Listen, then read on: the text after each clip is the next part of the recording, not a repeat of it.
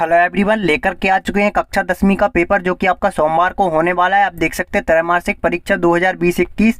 तो यहाँ पे आपके लिए मैं जो क्वेश्चन बताने वाला हूँ, अगर आपने इसको ध्यानपूर्वक समझ लिया, लास्ट तक पूरी वीडियो देख ली, क्योंकि वीडियो रहेगी बड़ी, क्योंकि संपूर्ण सॉल्यूशन आपको इस वीडियो के माध्यम से मिलेगा और सॉल्यूशन भी मैं समझा के आपको बताऊँगा, तो वीडियो बड़ी हो जाएगी।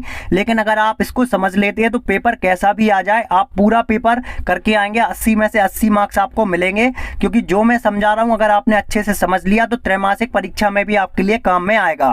तो यहाँ पे बिना कोई टाइम वेस्ट किए मैं आपके लिए समझाना स्टार्ट कर रहा हूँ। तो यहाँ पे स्टार्ट करते हैं हम। देखिए, फर्स्ट क्वेश्चन में आपके लिए पूछे जाएंगे, सही विकल्प चुनकर लिखना है आपको। तो देखिए, सही विकल्प में पहला क्वेश्चन जो पूछा जाएगा, 3 के प्रथम 5 गुणजों का योग हमें लिखना है। तो देखिए, गुणज होते क्या है? गुणज होते हैं दुनिया, जैसे कि आपने पढ़ा होगा छोटी कक्षा में दुनिया क्या होती है, 3 एकम 3, 3 दूनी 6, 3 तिरका 9। तो ऐसे ही करके जब आप 5 बार 3 की दुनिया पढ़ेंगे और सबको जोड़कर लिखेंगे तो 45 आपका आंसर आ जाएगा। तो आपको 45 लगा लेना है। फिर इसके बाद नेक्स्ट क्वेश्चन जो पूछा गया है, नेक्स्ट क्वेश्चन में पूछा गया है कि शून्यक, ऋण 2 और 5 वाले बहुपदों की संख्या कितनी होगी। तो देखिए बच्चों, यहाँ पे ऋण 2 से लेके 5 तक अगर आप बहुपद देखेंगे शून्यक के तो 1 आएगा। तो यहाँ पे आपको आंसर में लगाना है 1। इसके बाद नेक्स्ट क्वेश्चन जो तीसरा दिया गया है, इसमें एक शर्त दी गई है। तो ये शर्त मुझे समझाने की ज़रूरत नहीं है, इसमें बस आपको आंसर डायरेक्टली लिख लेना है, सर्वांग सम और समरूप दोनों। तो ये डायरेक्टली आपको लिख के नेक्स्ट क्वेश्चन चौथा आने वाला है। तो चौथे क्वेश्चन में आपके लिए पूछा जाएगा समीकरण x वर्ग धन 1 का संपूर्ण वर्ग ऋण x वर्ग बराबर 0 दिया गया है। तो इसके वास्तविक मूल पूछे गए हैं। तो देखिए यहाँ पे क्या पूछा गया है, तो इसका जो आंसर होगा जो विकल्प में दिया रहेगा कि के 4 वास्तविक मूल होंगे। तो इस समीकरण के 4 वास्तविक मूल होंगे। तो ये आंसर लिख के लगाना है आपको डायरेक्टली। आपके लिए जो विकल्प रहेगी उसमें दिया रहेगा 4 वास्तविक मूल होंगे। नेक्स्ट आपका पूछा जाएगा, यदि रैखिक समीकरण का कोई युग्म संगत है तो इसके आलेख की रेखाएं होंगी। तो देखिए, हमेशा प्रतिच्छेदी या संपाती होगी। क्या होगी? प्रतिच्छेदी या संपाती। साथ साथ में आपको पढ़ते भी जाना है ताकि आपको याद बना रहेगा जब आप पेपर करेंगे। इसके बाद नेक्स्ट क्वेश्चन जो आपका पूछा जाएगा, उसमें पूछा जाएगा कर्णी 2 खालिस्तान संख्या है तो अपरिमेय। हमेशा कर्णी 2 अपरिमेय संख्या है। इसके बाद नेक्स्ट आपका पूछा जाएगा, किन्हीं 2 संख्याओं के लिए एलसीएम गुणित एचसीएफ बराबर क्या होता है। तो देखिए, एक फार्मूला होता है एलसीएम गुणित एचसीएफ बराबर पहली संख्या गुणित दूसरी संख्या। तो पहली संख्या को हमने ए से डिनोट किया और दूसरी संख्या को बी से। तो पहली संख्या गुणित दूसरी संख्या आ जाएगा। नेक्स्ट आपका तीसरा क्वेश्चन पूछा गया है, सभी वर्ग समरूप होते हैं। हमेशा सभी वर्ग क्या होते हैं? समरूप होते हैं। तो ये समरूप आपको लगा के आ जाना है। फिर इसके बाद नेक्स्ट आपका आगे भी जो क्वेश्चन पूछा गया वो मैं समझाने का प्रयास आपको कर रहा हूँ। तो पेपर की पीडीएफ डाउनलोड करने के लिए सबसे पहले आपको टेलीग्राम ऐप को डाउनलोड कर लेना होगा प्ले स्टोर से। फिर उसको ओपन करना है। ओपन करने के बाद सर्च करना है आपको स्टडी नोट्स पीजे। आप देख सकते हैं स्टडी नोट्स पीजे जैसे आप सर्च करेंगे, यहाँ पे 9000 से ज़्यादा स्टूडेंट जुड़ चुके हैं। तो यहीं पे आके आपको जुड़ जाना है। यहीं पे मैं सॉल्यूशन प्रोवाइड कराऊंगा, यहीं पे पीडीएफ आपको मिल जाएगी। जो चौथा क्वेश्चन आपके लिए पूछा गया है, एक द्विघात समीकरण में बहुपद के अधिक से अधिक कितने शून्यक हो सकते हैं? खालिस्तान शून्यक हो सकते हैं तो 2 शून्यक हो सकते हैं। फिर इसके बाद नेक्स्ट आपका तीसरा क्वेश्चन जो पूछा जाएगा, उसमें आपके लिए पूछा जाएगा, आप देख सकते हैं सही जोड़ियां। तो सही जोड़ियों में फर्स्ट में आपको भरना है एल्गोरिथम। तो फर्स्ट का आंसर क्या हो जाएगा? एल्गोरिथम। तो फर्स्ट में आपको भरना है एल्गोरिथम। फिर इसके बाद नेक्स्ट आपका मूल। तो मूल के सामने 0। मूल बिंदु के निर्देशांक कितने होते हैं? 0 0 होते हैं। तो यही पूछा गया है। Alpha plus beta. Alpha plus beta क्या होता है? ऋण b/a। और अल्फा इंटू बीटा अगर आ जाए, आपको याद रखना है अल्फा इंटू अगर बीटा आ जाए तो c/a होता है। इसके बाद एक्स क्यूब। एक्स के ऊपर 3 की घात लगी है इसलिए त्रिघात समीकरण है। 4 की घात लगी होती चतुर्घात हो जाता, और अगर 1 की घात लगी होती तो रैखिक होता। पांचवा क्वेश्चन जो दिया गया है, तो ये आपको देख लेना है, एक शर्त दी हुई है तो इसके बराबर में ये आ जाएगा। ये आपको पांचवा अपने हिसाब से देख लेना है। इसके बाद नेक्स्ट आपके लिए पूछे जाएंगे सत्यासत्य।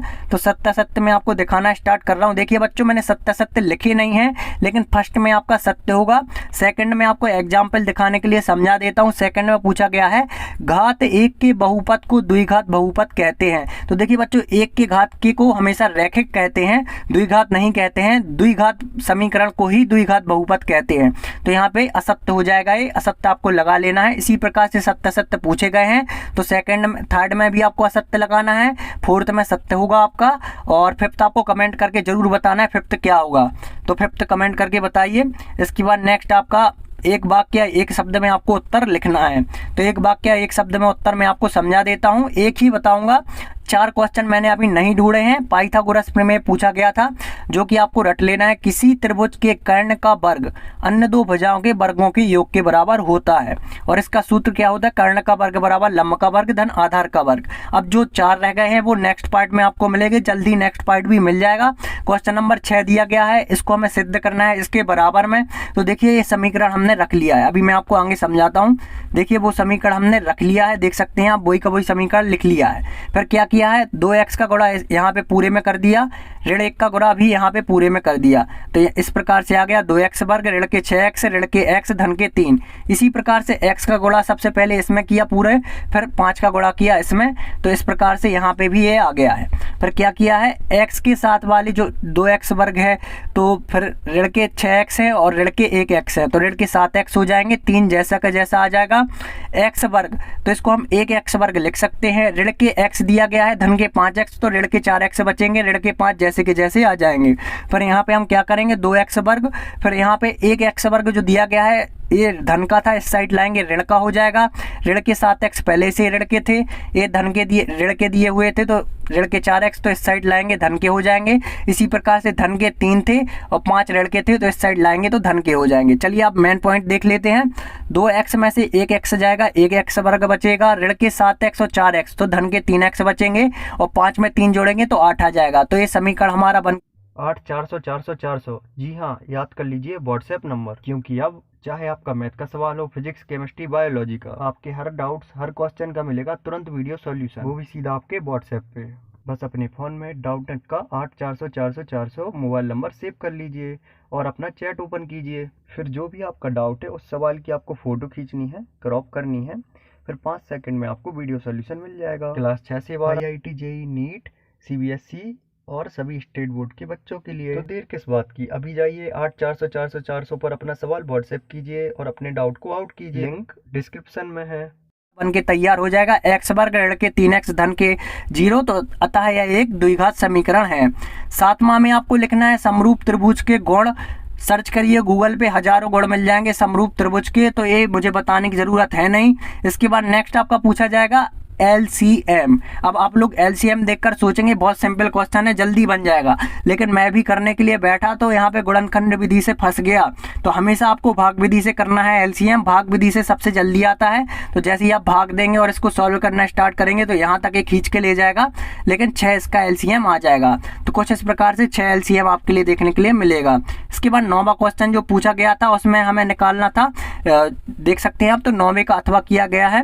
प्रत्येक के लिए एक उदाहरण हमें लिखना था। रैखिक बहुपद, अभी बताते ही आ रहा हूं। तो रैखिक के ऊपर हमेशा 1 की घात होती है, तो x के ऊपर 1 की घात होती है, जो कि लिखते नहीं है हम। तो रैखिक बहुपद हो जाएगा 4x धन 2। शून्य बहुपद, तो शून्य बहुपद होगा आपका एक चर वाला बहुपद, जो कि 5 हो जाएगा।